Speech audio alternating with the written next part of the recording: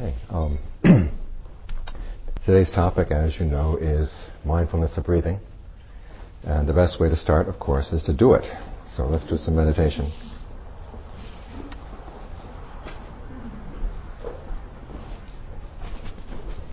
Get adjusted here. Okay. Close your eyes. And be aware of your breathing. As being aware involves two things. One, you keep the breath in mind. And two, you watch the breath.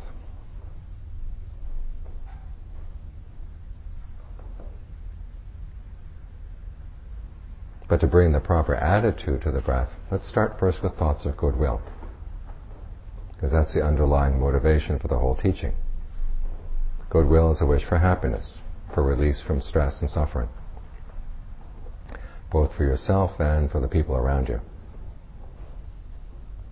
i.e. all over the world.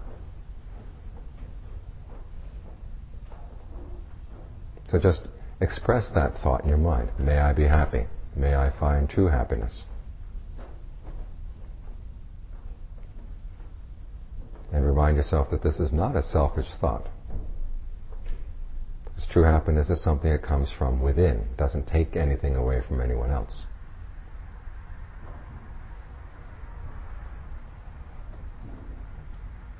The more happiness you find within, the less of a burden you are to other people, and the more happiness you can share with them.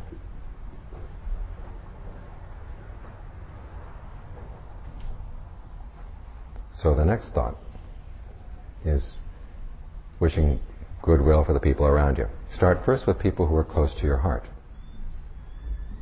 Your family, your very close friends. May they find true happiness too.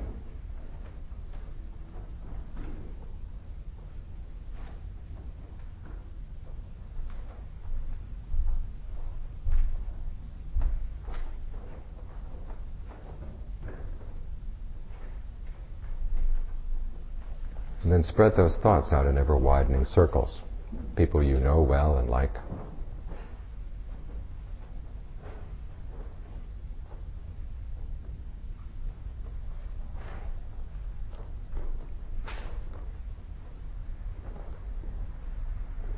People you like even though you don't know them so well.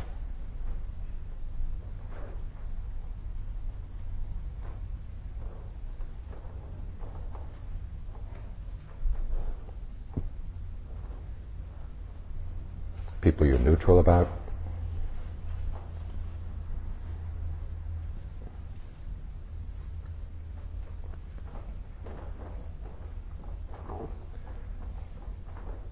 And people you don't like.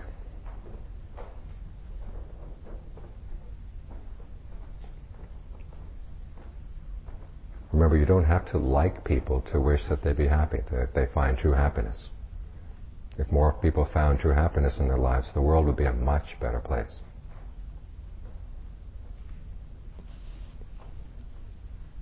So don't let your likes and dislikes limit your goodwill.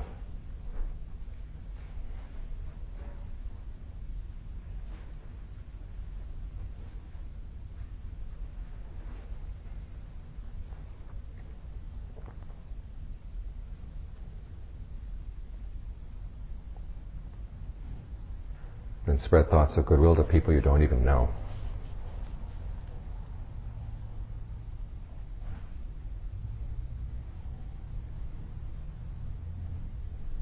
And not just people, living beings of all kinds.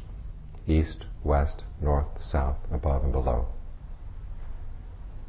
Out to infinity.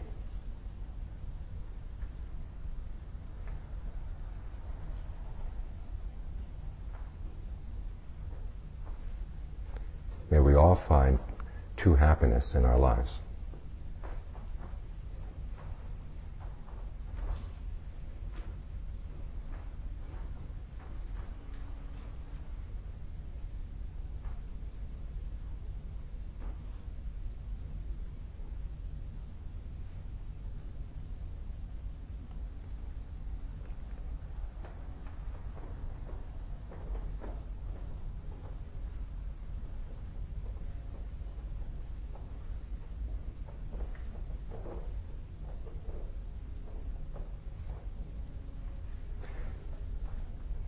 And now bring your attention back to the breath.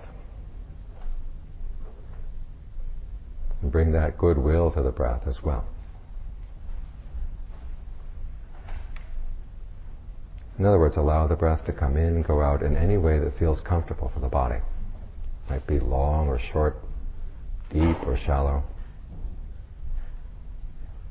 You can think of the whole body breathing in, the whole body breathing out.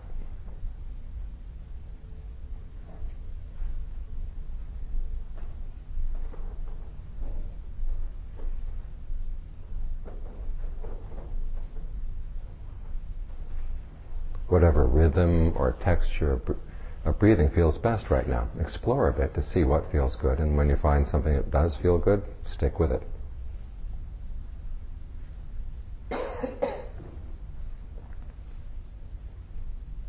If after sticking with it for a while it doesn't feel good, then you can change. Try to keep on top of what feels best for the body and the breath right now.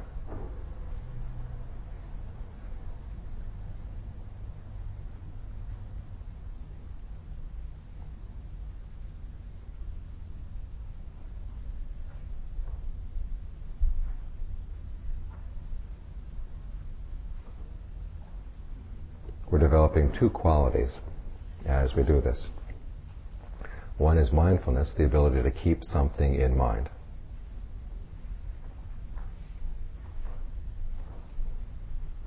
Right now we're keeping the breath in mind. And then alertness, keeping watch over what's actually going on.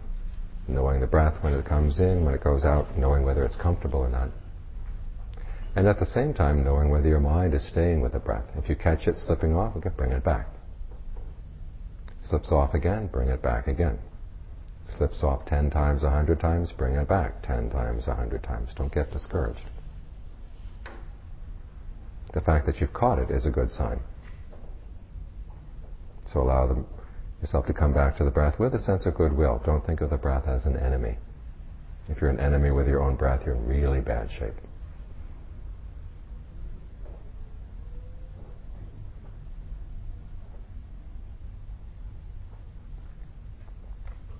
And then the third quality we're developing is something called ardency. The Pali term is atapa. In other words, as soon as you catch the mind slipping off, you bring it back. Don't let it wander around, sniffing the flowers, looking at the sky. We've got work to do here, but it's good work.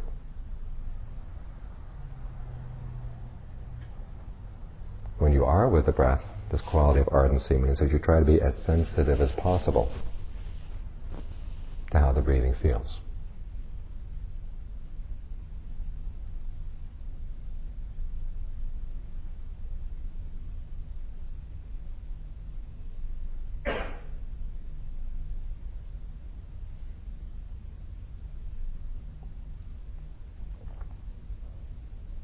When you have these three qualities working together, mindfulness, alertness, and ardency, you've got a foundation.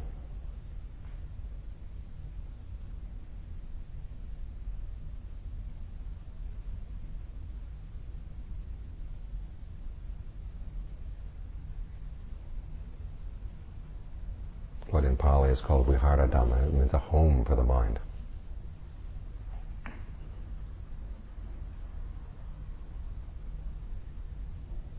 A place where you can stay, where you feel sheltered, protected, and at ease.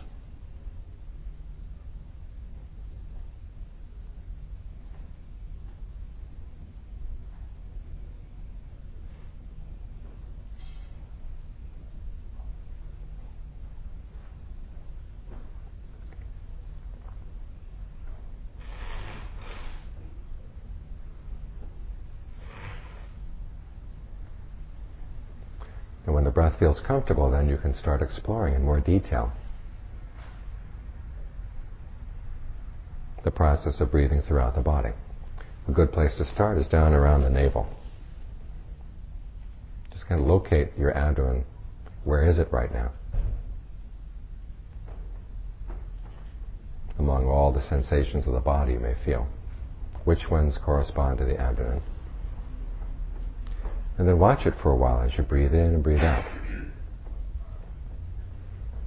If you notice any sense of tension or tightness in that part of the body, allow it to relax.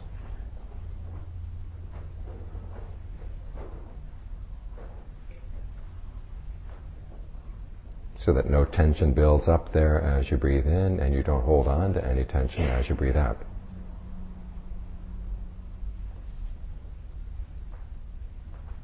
And at the same time, you don't try to squeeze the end of the in-breath or squeeze the end of the out-breath.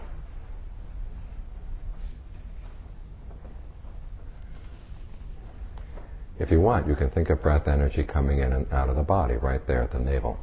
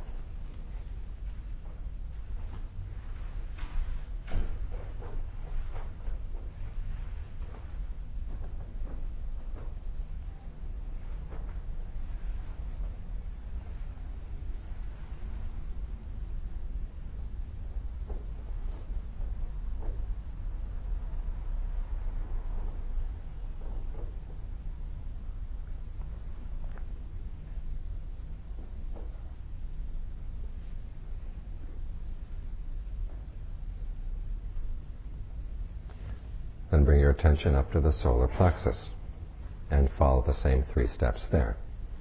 In other words, 1, locate that part of the body in your awareness. You don't have to be too precise.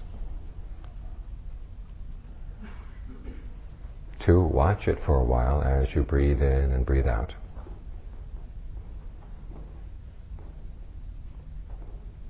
And then 3, if you notice any sense of tension or tightness in that part of the body, allow it to relax. Think of it dissolving away in the breath.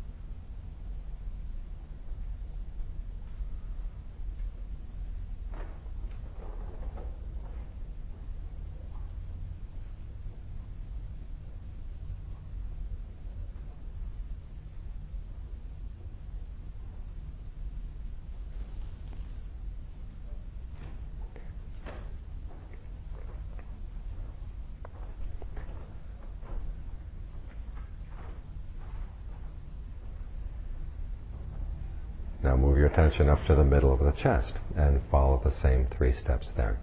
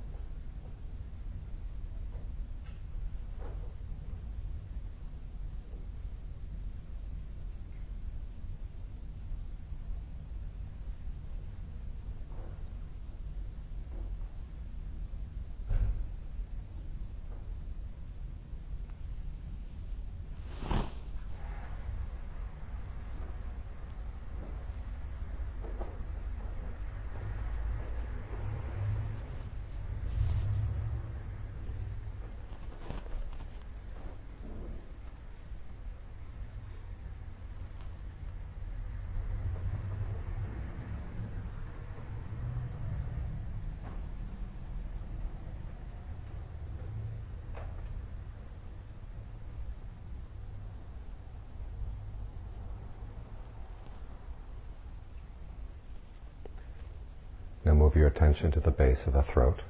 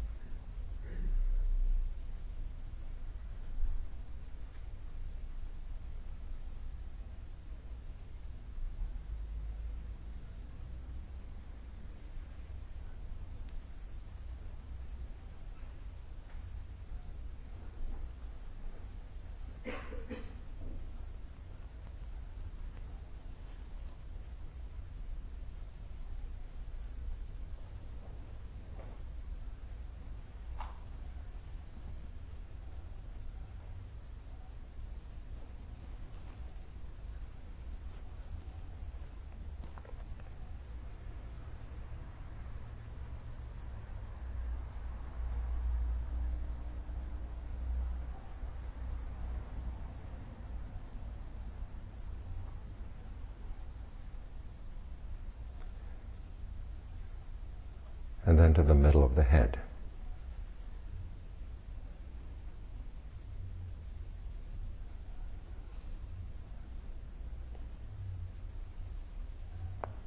You focus on the head, try not to put too much pressure on it.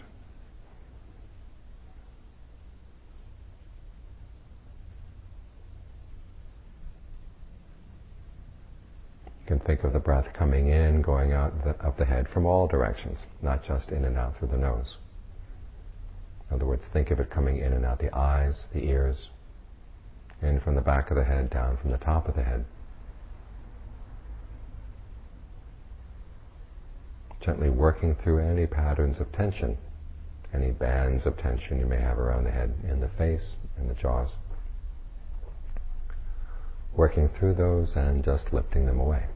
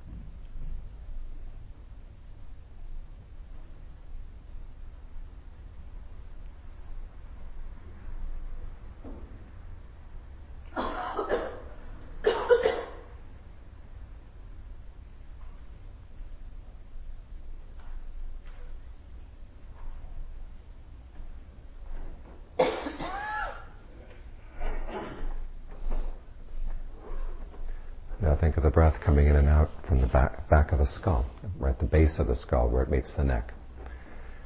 This is pretty counterintuitive, but it is in a very important spot when you're dealing with the breath energy in the body, because this is tension central in the body.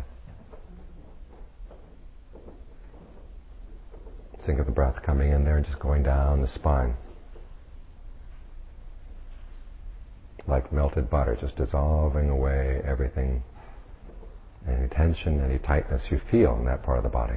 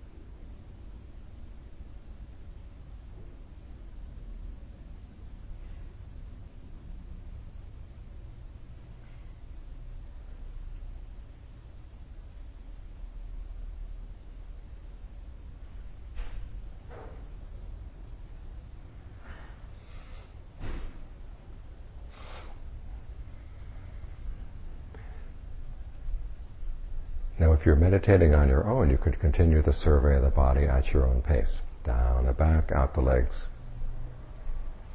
And starting again at the back of the neck, going down the shoulders, down the arms, out to the fingers. Until you'd covered the whole body.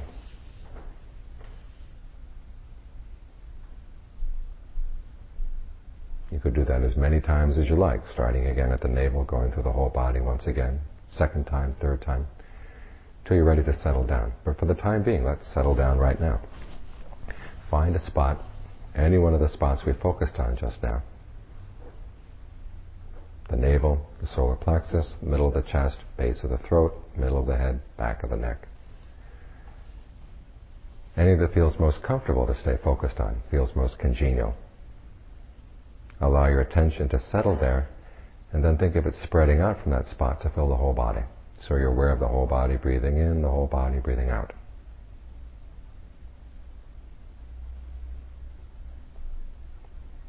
And then try to maintain that sense of centered but broad awareness. Each time you breathe in, each time you breathe out. It will have a tendency to shrink, so think whole body every time you breathe in, whole body every time you think out, every time you breathe out.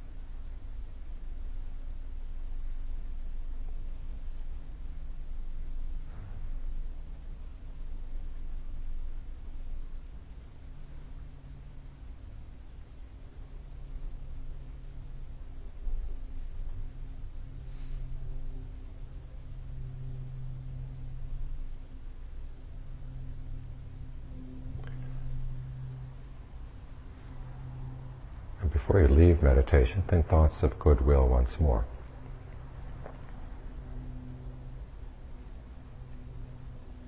Whatever sense of calm or respite you felt for the past half hour.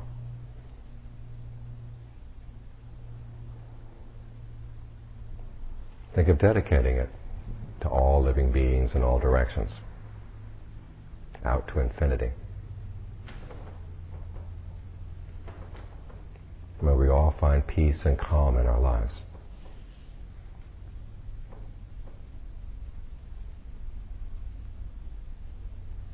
And before you open your eyes, remember there is a skill to opening your eyes at the end of meditation.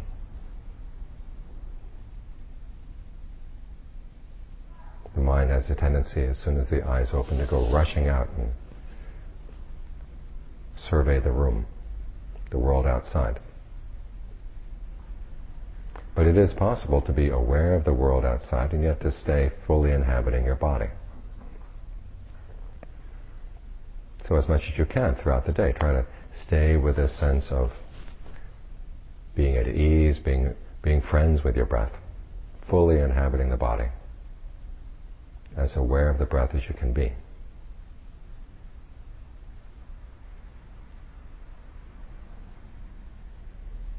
Let the discussion be on the fringes of your awareness.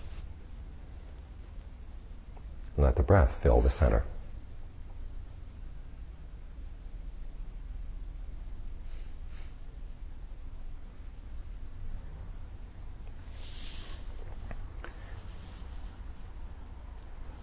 Okay, now open your eyes.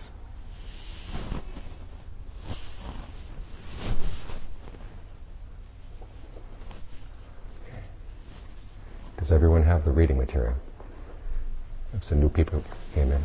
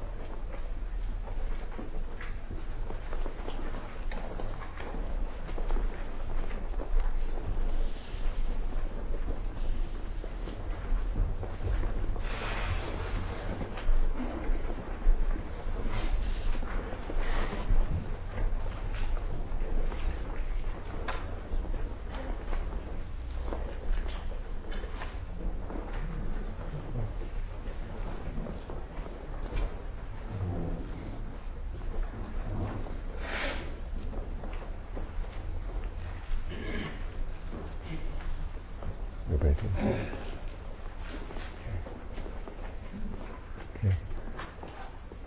For those of you who are not acquainted with the center, there are bathrooms in the back entrance. A third bathroom over here with a handicap sign. If all three bathrooms are filled and it's a real emergency, there's a bathroom up the stairs? Real emergency, okay. Definite emergency. Okay.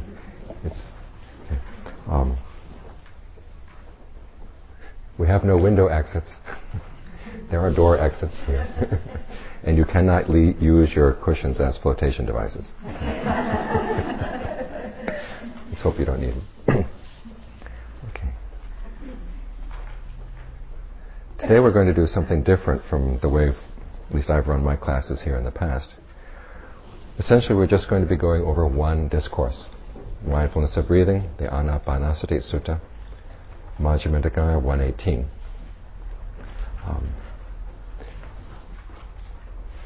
These are the Buddha's most detailed instructions on breath. In fact, they're his most detailed instructions on meditation anywhere in the canon.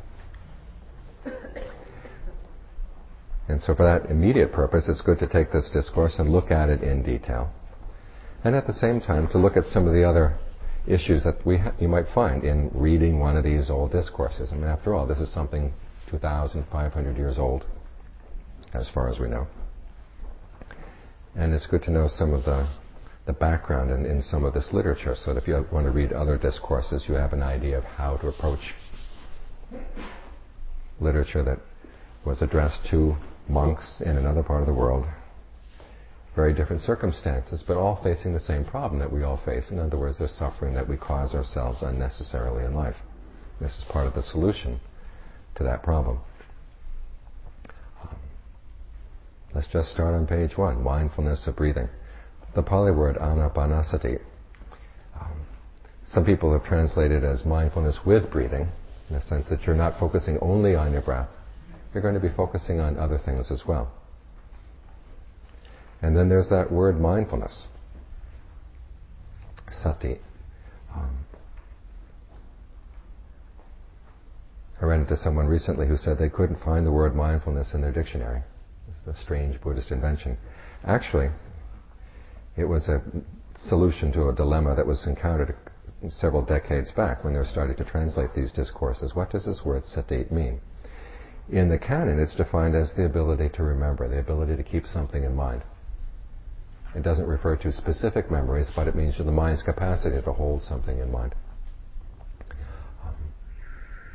And the closest that could be found in English, this one translator, Rice Davis, was mindfulness. It's probably related to the old Christian injunction, be ever mindful of the needs of others, i.e. keep them in mind. Don't forget them.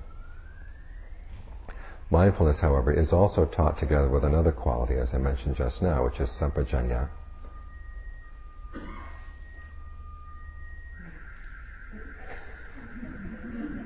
Aware of the fact that there is a car alarm going off. That's something. Actually, sampajanya is more related to your awareness of what you're doing, your own actions. When you do something, you're aware of what you're doing. At the same time, you're aware of the results. And so you've got a combination of two things here going with under the word mindfulness, i.e. the ability to keep something in mind. In this case, we're going to be keeping the breath in mind as we practice. And not only that, but you keep in mind that there are certain tasks to be done while you're focused on the breath. There are 16 steps in all. And beginning with step number 3, you start training yourself. I mean, there's going to be an actual intentional element. There's a sutta that I appended on the back here. You can look at it later, where the Buddha asks the monks, how many of you are practicing mindfulness of breathing? And this one monk says, I am. And the Buddha asks him, how do you do that? And the monk says, well, I put aside all thoughts of desire and aversion related to the past and the future, and focus just on being mindful of the breath as it comes in, mindful of the breath as it goes out.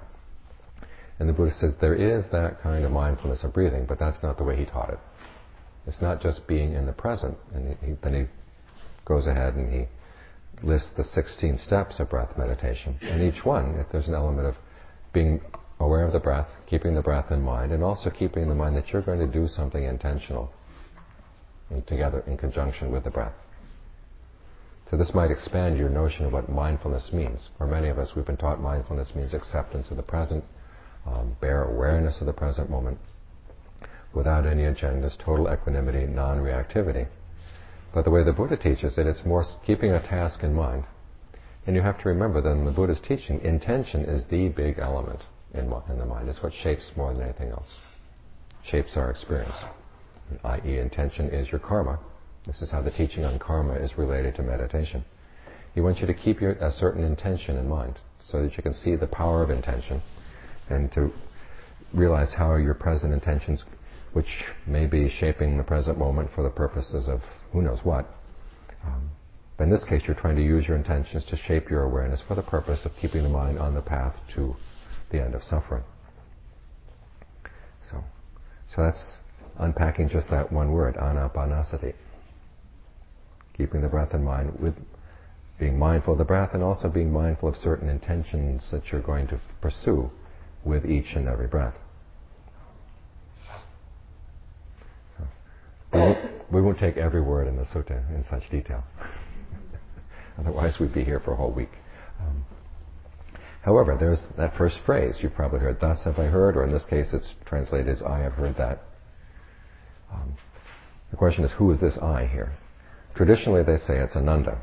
The tradition is that after the Buddha passed away, Mahakassapa was concerned that the Buddha's teachings would disappear, or that they would get garbled. And so he called the monks together, decided to have a meeting of the Arahants to decide how we're going to standardize the Buddha's teachings to be passed on. And Ananda was the member of the the council who was in charge of reciting the suttas, and Ubali, who had been the barber for the Sakyan clan, who had become an expert on discipline, was going to recite the Vinaya, or discipline.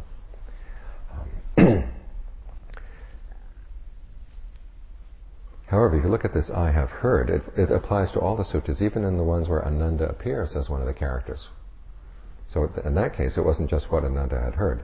I think it's more profitable to look at this in terms of I have heard is whoever is reciting the sutta, whoever's telling you the sutta. This is the basis of their knowledge.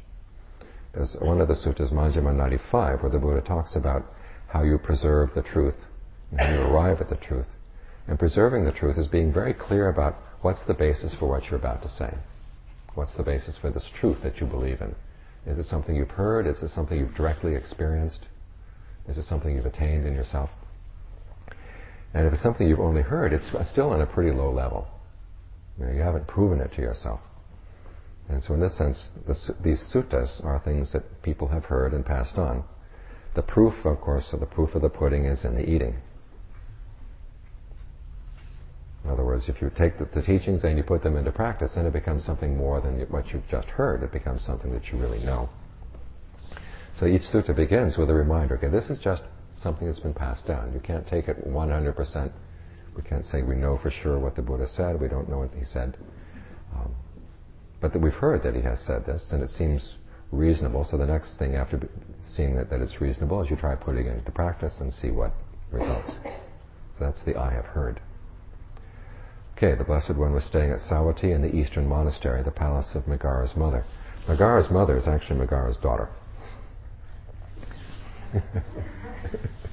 They call her Megara's mother because she learned the Dharma from the Buddha, became a stream enterer, went back and taught her father.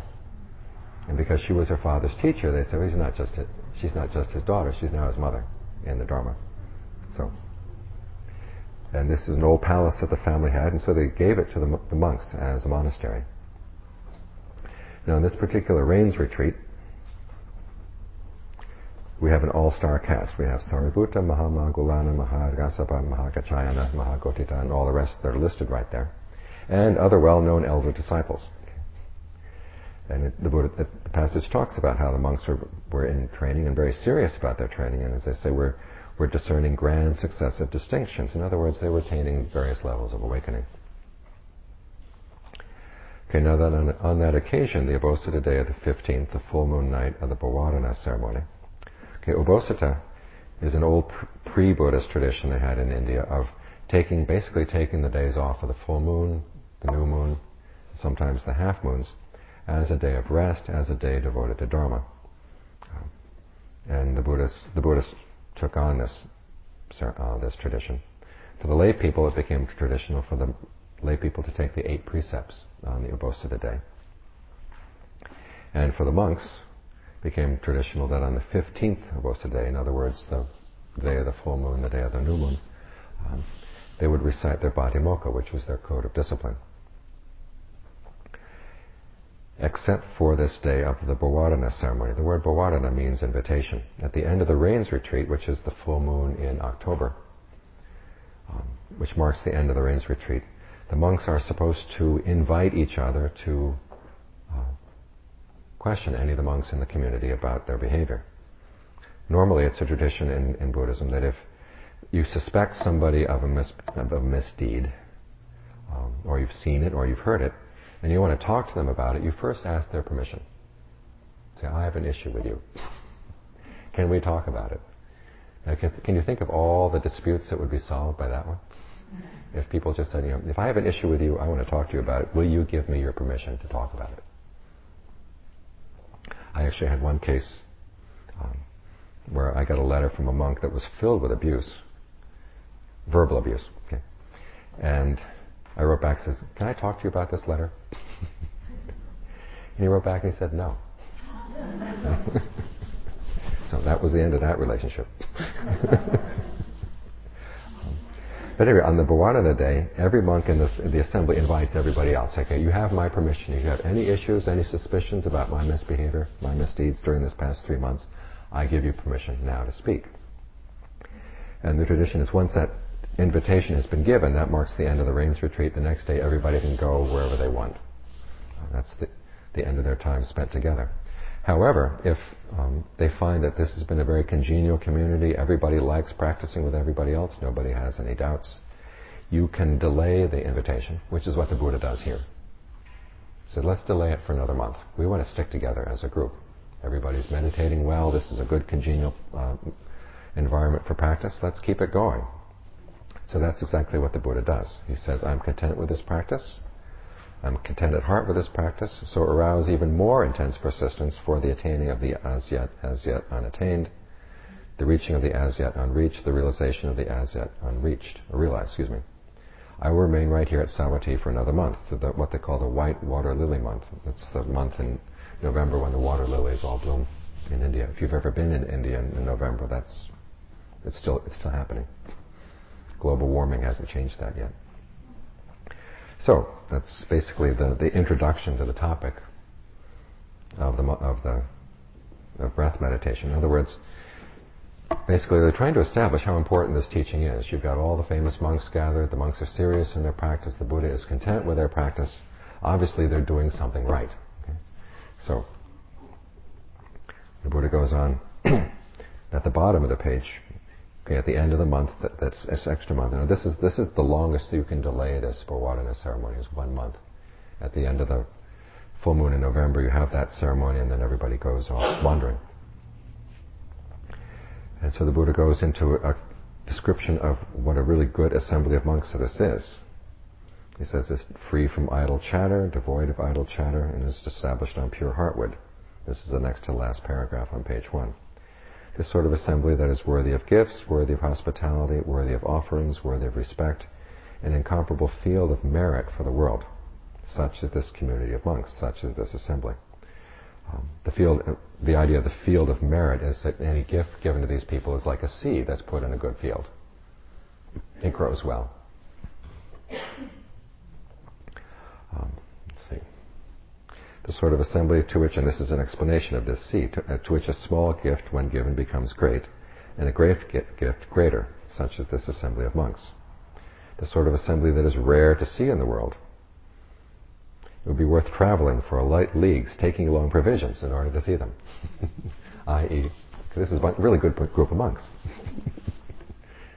Okay, then he goes in and he starts describing them. And this is where he gets into a description of the stages of awakening.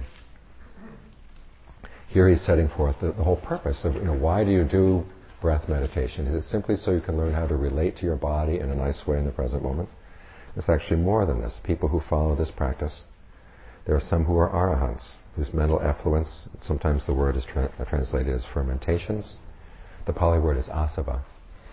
There are actually 4 kinds of asava. There's sensual desire, becoming, which we'll get back to in a minute, views, and ignorance. These are things that flow out of the mind. The mind flows out to, with its particular issues in its sensory experience, or sensory input. Don't think that when something comes into your senses, it comes to a blank slate. How many people in here have a blank slate? We all have our agendas. We all have our desires. One is we're attached to our sensual desire. I think the Buddha's discussion of sensual desire is really fascinating. He says we're not attached to the objects of our desire as much as we're attached to the desire itself. Desire is something we enjoy doing. And if the desire gets frustrated in one thing, if you're told that you can't have this container of water, you'll find something else that you want to desire. It's very quick and very easy for the mind to shift from one thing to the next. Some things are more difficult, but you find eventually the mind does have this tendency to shift its objects of desire around, even when it's been a very intense and very pleasurable relationship with someone else. That can shift very quickly. In some cases, in other cases, it can shift. It takes a long, long time to shift. But if we were told that you can't have this, and at the same time you can't desire anything else, the mind would really rebel. Our sense of desire is our sense of freedom. And one of the most difficult parts of the Buddha's teachings is where he has to focus on the issue of how do you use desire in order to overcome desire, and to sell people on the idea that maybe there's even greater freeing by being able to put an end to desire in a skillful way. Okay, the first of the effluents, is sensual desire. The second one, becoming, is the mind's way of creating mental worlds. We do this all the time. You can just sit here and think of New York. Okay, and you've got a little picture of New York in your mind, depending on, and it can be more detailed depending on how long you were there, or how much you've read about it. But you then can create New York, and you can actually think of yourself going into this little world you have. The creation of the mental world is becoming. Going into the mental world is birth. And we do this on a small scale all the time. And it's an effluent in the sense that we try to, once we have these little worlds, we try to make reality conform to that little world. That's when it becomes an effluent. The most obvious way that you can see this most blatantly is when you fall asleep at night. You're sort of sitting there breathing, calm, your mind is wandering. All of a sudden you're not in your body anymore, you're someplace else. This vision of some other place will appear. That's becoming, and then you go into it, i.e. you fall asleep and start dreaming. That's birth. And it's a parallel process when you die. They talk about how these visions will appear to people. Two kinds of visions, basically. One is remembrance of things you've done in the past, which can either be very good or very bad. And then the next vision will be of where you're going to go next. And it may be associated with that particular action. In Thailand, there's an author who's written a whole series of books called The Law of Karma. It's a series of short stories, and he insists that the short stories are at least based in actual events. And some are actual simple reports of actual events, and others are a little bit more dressed up to make them dramatic short stories. And when the monastery where I first stayed in Thailand, one of the monks liked to pull out this book for his Dharma talks. And the place where we were staying, the people were, not that much into the Dharma. They wanted to make merit and go home. And so he tried to pull out the most gripping of the stories. Remember one story in particular, everybody was absolutely quiet throughout the whole story. It was the story of a butcher facing death. And many of the farmers there in Thailand had killed animals in the past. So when they talk about how the butcher lying on his deathbed starts suddenly screaming like a pig about to be killed, you could have heard a pin drop. This is the butcher going through that vision of what he'd done in the past. And oftentimes, if you allow your mind to be affected by those visions, then the next step is that a vision of where you're going to go as a result of that action. And the mind will follow that vision. You reach a point where you can't stay in the body. What can you grab onto? A vision appears in the mind, you go. That's becoming, and then you find yourself plunk in the middle of that becoming, and that's birth. That's the second of the effluents. The third is views, holding to views.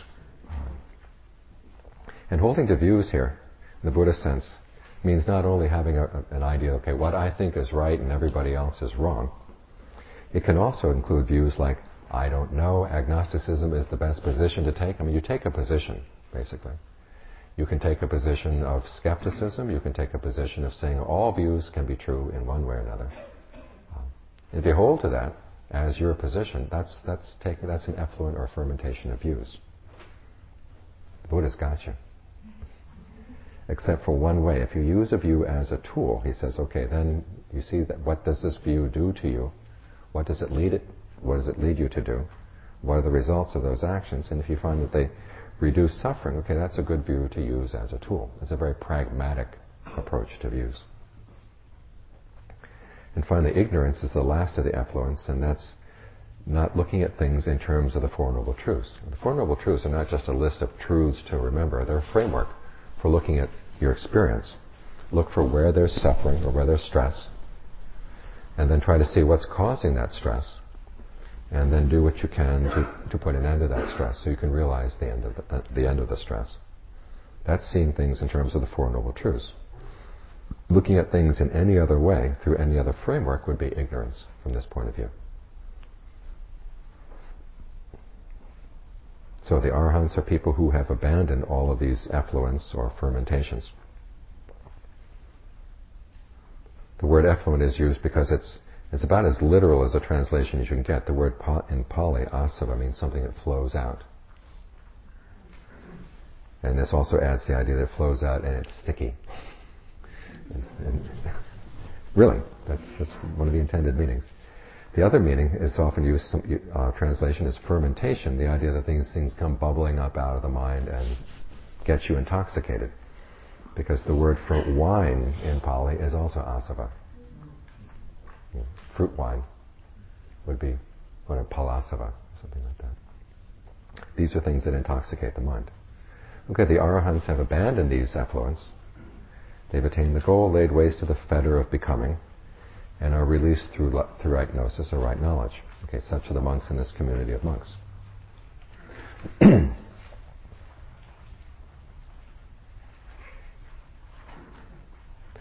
Actually, we're going to have to read through these backwards, because the Buddha goes down through the list of the four noble attainments. And let's start, the paragraph that says, in this community of monks are the monks who, with the wasting away of the first three fetters, are stream winners, steadfast, never destined for states of woe, headed for self-awakening. Okay, what are those three fetters?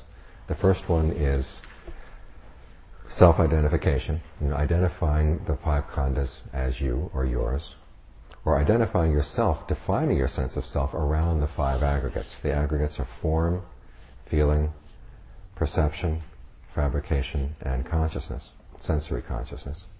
And you can define your sense of self in any of four ways. Take the body, for instance. Your sense of the body, the form of the body. When you close your eyes, that's the form of the body, how you sense what you've got here. Okay, you can either identify yourself, this is me, or you can say, this is mine. I have a self that's something else from the body, but the body belongs to this sense of self. Or you can say that myself is in the body. I don't know if you're raised Christian, but if you had the idea that you have this soul, it's this little thing inside you someplace, this little picture of this little homunculus that's living inside your body. I was very unimaginative in how I imagined the soul. I thought it was kind of like a little piece of leather, like the sole in your bottom of your shoe. That was my mental image. My older brother says his mental image, I don't know where he got this one, was a rusty tin can with a rod through it. That was his soul. So you might have the idea that you have this little spark of spirit inside you, that's your true self that's inhabiting the body. That's one way of defining the self with reference to the body. And then the final way is seeing the body as in yourself.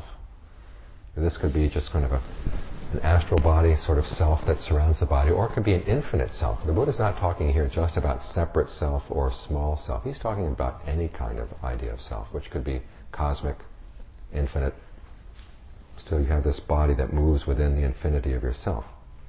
So the Buddha says, with the experience of stream entry, when the mind touches the deathless or sees the deathless, as they say, you realize, that at that point, all the aggregates fall away, and you can't really identify yourself in regard to any of those. So that's how stream entry puts an end to self-identification views. You can't say specifically, myself is X anymore. And you can't define it in terms of the five aggregates because they fall away, and yet there still is an awareness of the deathless.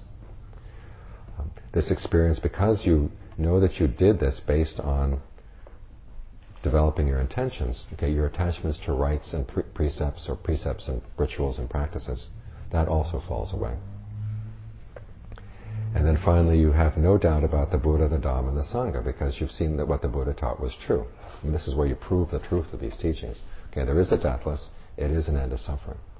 You're not totally there yet, but you've seen it and you know it for sure. Because those are the three fetters you put away. Self-identification, attachments to rites and rituals or precepts and practices, literally. And then finally, uncertainty about the triple gem. Any questions about those fetters before we go on? Or shall we finish the attainments and then stop? Okay, the next one, moving up. We have the once returners who have abandoned the three fetters, and they say there's the attenuation of passion, aversion, and delusion. Now, nowhere does it explain exactly how attenuated these guys are, these women are. But the distinction about these is that they're going to return only once more to this world. In other words, they have the opportunity of going to the different levels of heaven if they want. Oh, I forgot to say, the stream enterers will not fall below the human realm in any of their future rebirths. There's another place where they say they're never destined for more than 7 rebirths. And of those 7, they'll never fall below the human realm. Once returners are going to come back once as human beings and become arahants. Move up the community of monks. There are monks who, with the wasting away of the 5 lower fetters, now the 5 lower fetters are the 3 we just mentioned, plus sensual passion and irritation. The 2 go together. If you don't have passion for sensual desires, and again, they have seen enough of the deathless so that it actually puts an end to their sensual desire. There's no passion for anything sensual or sensory anymore. And because there's no passion for these, and there's no irritation when they don't get sensual pleasures. I once had a dream that the world is made out of 2 kinds of people, dreamers and criminals. And the 2 go together. You dream and then you go out looking for what you dream, and you don't get it, you become a criminal. So that's how those 2 fetters go together. The fetter of becoming that was mentioned in that paragraph on arahants is actually broken down into 5. Let's finish with the non-returners, okay? The wasting away of the 5 lower fetters, they're due to be reborn in what are called the pure abodes. Now these are Brahma realms, up in the realm of form. And once they get up there, they're not coming back. They will attain awakening in those realms. As for arahants, they don't take rebirth at all. And the fetter of becoming that was mentioned in that one paragraph, the very last line on the first page, is actually composed of 5 fetters. One is passion for form, the sense of form that you inhabit when the mind is really deep in concentration, based on the sense of the body. Second one is passion for formlessness, and this is passion for any formless experience. It could be an experience of space, experience of unlimited consciousness, an experience of nothingness, or even some of the more refined states of concentration that don't even have objects. Okay, you abandon your passion for that. That's the end of restlessness, in which this case is the restlessness to, I want to get on to nirvana right away. I want to finish up and not do the work properly. There is no conceit. The fetter of conceit is not when you just think you're better than other people, but it's when you compare yourself of I am this, and it is either better than what other people are, or worse than what other people are, or equal to what other people are. It's a sense of identifying, this is me, and you compare your me with other people's me. There's the end of that. And finally, there's the end of ignorance. The arahants at all times will see things in terms of the 4 Noble Truths. So those are the 5 fetters that the arahants drop when they drop this fetter of becoming. So there you have the 4 noble attainments. And traditionally, the original meaning of the word Sangha meant those 4, in terms of the noble Sangha. And then there's the monastic Sangha, which is just the monks and anybody who ordains, any nun who ordains. That's called the conventional Sangha. And then there's the Vipassana Sangha, which was a totally new invention. Which, as far as I can trace it out, the idea that just anybody who wants to be a Buddhist is a member of the Sangha, that goes back to Sangharakshita. He was a British monk who studied in India for a while, came back and said, enough of this monk stuff. We want everybody to be a member of the Sangha. Actually, Buddhism already has a perfectly good word that includes everybody who's a Buddhist, and that's Parisa. P-A-R-I-S-A. You might want to try it on for a little bit. P-A-R-I-S-A, Parisa. It covers all monks, nuns, lay women, and lay men who have taken refuge in the Buddha, the Dharma, and the Sangha. So if you have a Sangha newsletter, you might want to change it to a Bhartisa newsletter and see what happens. Because if you're going to take refuge in the Sangha, and the person sitting next to you is wearing a nylon jacket, it's hard to think of that person as your refuge,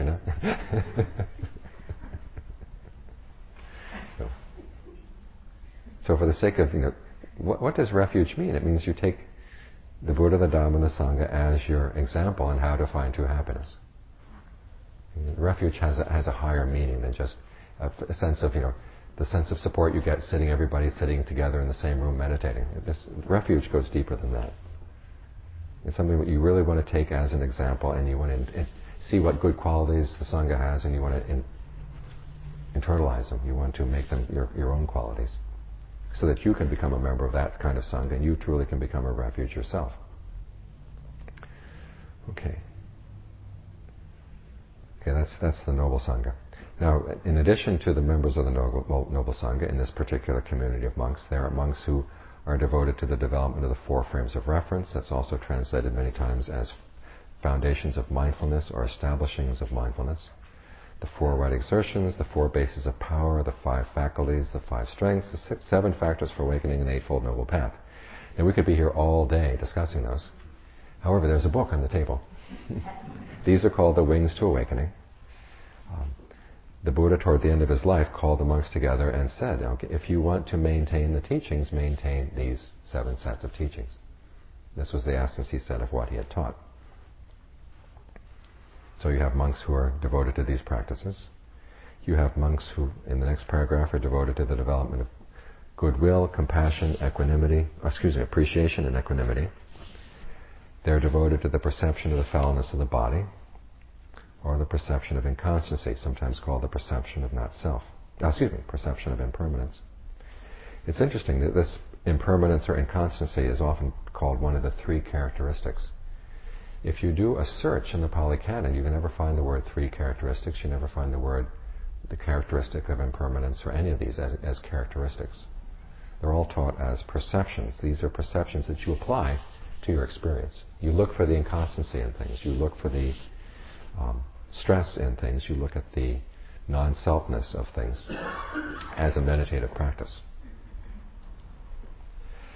Finally, he said, okay, in this community of monks, there are monks who remain devoted to the mindfulness of in and out breathing. It took him all this time to get there. Now you can imagine if the Buddha had to write this for a magazine, they would say, okay, we want everything in the first paragraph, hook the reader right from the beginning. 2,500 years ago, people were more relaxed. And also, this is a very important technique, I think, in Dharma talks. Is sometimes you don't go straight to the matter in the straight paragraph because it would knock people off their feet. Especially if you see somebody in the community who has been lying, you don't say, okay, tonight's Dharma talk is going to be on lying. And people get very defensive right away, and they sort of put up a barrier. They don't want to hear about lying. They know that they've been caught lying. However, you can start something a little bit more vague, like the Noble Path, and the Noble Path is a good path to be on, and it's good for everybody, it's good for you, it's good for the people around you. What is this Noble Path composed of? And you start going down right view and right resolve, and then all of a sudden there's right speech. And you're going to touch on right speech, and then you move on. That way, the person is kind of relaxed, they don't feel like they're being attacked, and you can get your message in and then move on. So, which is why magazine articles are not the ideal place to discuss Dharma. Just wanted to get that off my chest. Okay, so now the Buddha is going to explain mindfulness of in and out breathing. But before he explains mindfulness of in and out breathing, here he does have a hook. And the hook is this: if you do mindfulness of in and out breathing when developed and pursued, it is of great fruit and great benefit. In other words, it's going to be good for you. In a big time. Mindfulness of in and out breathing, when developed and pursued, brings the 4 frames of reference to their culmination, or the 4 establishments of mindfulness. The 4 frames of reference, when developed and pursued, bring the 7 factors for awakening to their culmination. The 7 factors for awakening, when developed and pursued, bring clear knowing and release to their culmination. In other words, this is not just an introductory path. You do mindfulness of breathing and then drop it and go on to something that's more important. That in and of itself, you do this and you get the 4 frames of reference, they get developed. 7 factors for awakening get developed. And clear knowing and release. In other words, the attainment of nirvana. So, in and of itself, mindfulness of breathing covers all of these things. That's an important point, because all too many times you hear mindfulness of in and out breathing as something you do for the first 3 days of the retreat, and then you move on to Vipassana, something better. The Buddha says, stick with it. But it's not just being, staying at the tip of your nose. He's saying that there are actually these 16 steps, which we'll get to in a minute. But first, I'd like to break for questions. Any questions on this first 2 pages of the discourse?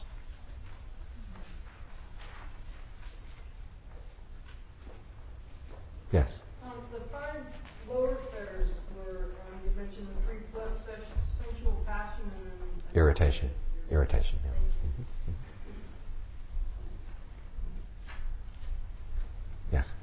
I was wondering, have you go through Oops. a list of various Is the mic on? pardon? Is the mic on? It's on. It's on. Okay. Various, I don't know what to call them, but the different focuses. Mm-hmm. And I'm just wondering, it says monks devoted. Does that mean they stay with it for a period of time, or are they devoted to all the wings of awakening, for instance? Or I'm just wondering what the devotion part meant. That there Means was that you just stick with them. that's their practice. Right. That's their. Mm-hmm. And the way the Buddha explains these different wings to awakening is that you can do any one of them and it covers the path. And you find that different people relate to different explanations. For me, the 7 factors for awakening will always seem very congenial. And you start with mindfulness, and then you analyze things, and then you get into concentration. Other people find any one of the sets, or you may find that one set really speaks to you at one part of your practice, and then another set speaks at another part. But they're all considered to be equivalent. Now, in that next paragraph, where they're being focused to developing goodwill, compassion, etc., this is usually in response to a particular tendency that you might have. If you find that you really have trouble wishing yourself well, okay, it's time we work on goodwill for a while.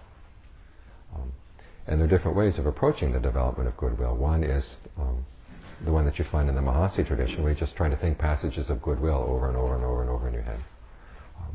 In the Forest tradition, it's more a sense of starting out the day and then repeatedly through the day, reminding yourself of what's your intention in practicing. Spreading goodwill for everybody. And then basically getting back to your meditation object, which might be a meditation word or the breath. I find focusing on the breath, and this is not mentioned in the text, but focusing on the breath, if you can get a sense of goodwill for your breath, it then can become a basis for goodwill that you can feel for yourself in other ways, and then goodwill you feel for other people. I personally would find the idea of taking goodwill phrases and running them through my head all day, I would rebel. It's like watching The Sound of Music and wanting to go over and kick over a baby carriage afterwards. Yeah. Can I ask you a question about the meditation practice that you recited a week practice right before you started your lesson, or was it? I was going to save the discussion for the actual technique for the 16 steps. If that's okay. Yes. I have a question about your translation. Mm-hmm. On usually, you talk about the 4 frames of reference. Mm-hmm. I usually think of that as the 4 foundations of mindfulness. Why do you translate it in that particular way? One is, I personally found that useful in my own practice to think of it in an idiomatic term in English.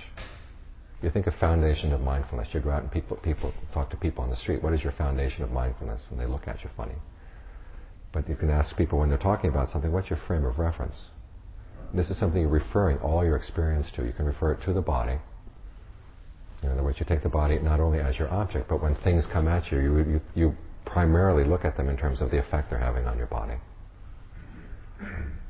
If things happen in the mind, okay, look at them not so much as the content of the thought, but okay, where in the body is there tension that corresponds to that thought?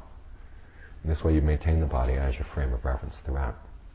I was going to get into more detail on this in this afternoon, because it's still a problematic translation.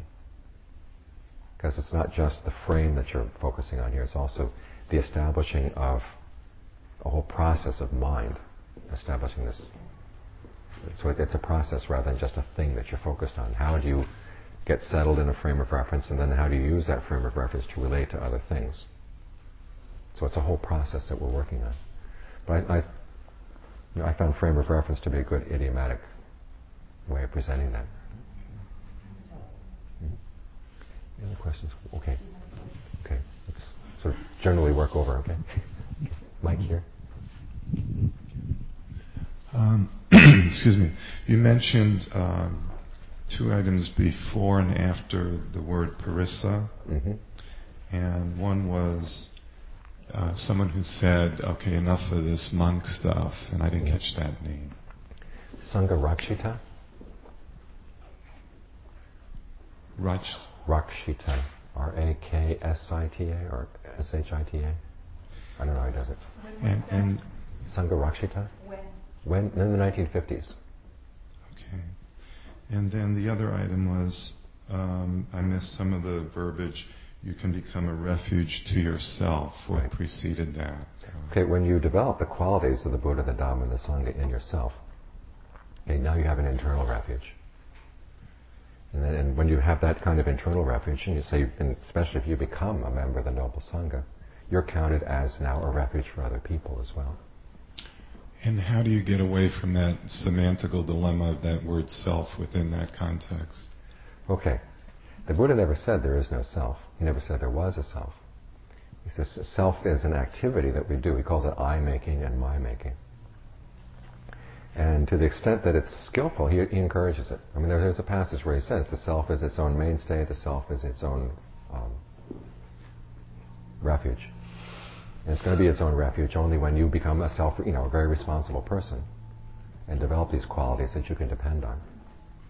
And that would fall also to the word attachment to a practice, if it's for skillful means, and the attachment is acceptable. Right. Yes. It's like taking the raft across the river.